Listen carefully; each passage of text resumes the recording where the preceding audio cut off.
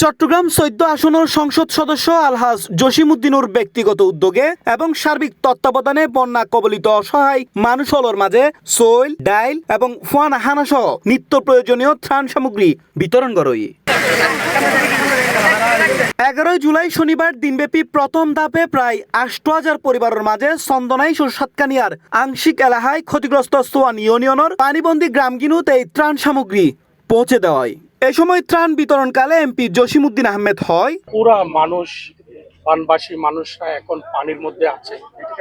গত ৫০ বছর এরকম বন্যা এই দক্ষিণ জেলার মধ্যে হয় নাই, চট্টগ্রামে হয় নাই। আপনারা জানেন আমার চট্টগ্রাম ১৪, চন্দনাইশ, আংশিক সাতকানিয়া এবং চট্টগ্রাম ১৫ মানুষ অনেক কষ্টে আছে।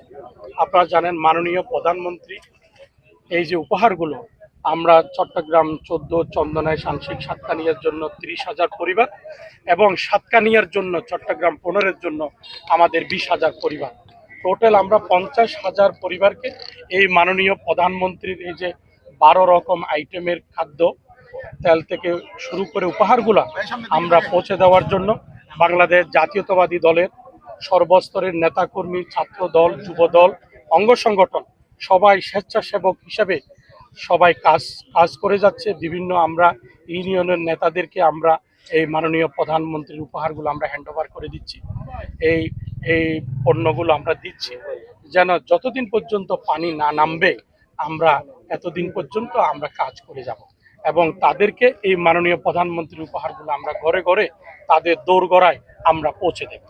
এই সময় এলাকাবাসী ও স্থানীয় জনপ্রতিনিধি হলে জানায়, বন্যার এই কঠিন সময়ে প্রত্যন্ত অঞ্চলের অসহায় পরিবারগিনুর মাঝে ত্রাণ বিতরণ করণে সাধারণ মানুষের মাঝে কিছুটা স্বস্তি ফিরে এসি। তারা সংসদ সদস্যর এই সময় উপযোগী ও মানবিক উদ্যোগের ভূয়সী প্রশংসা করে।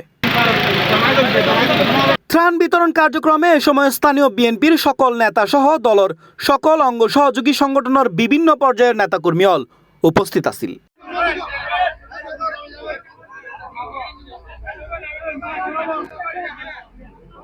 টি প্লাস টিভি, চট্টগ্রাম।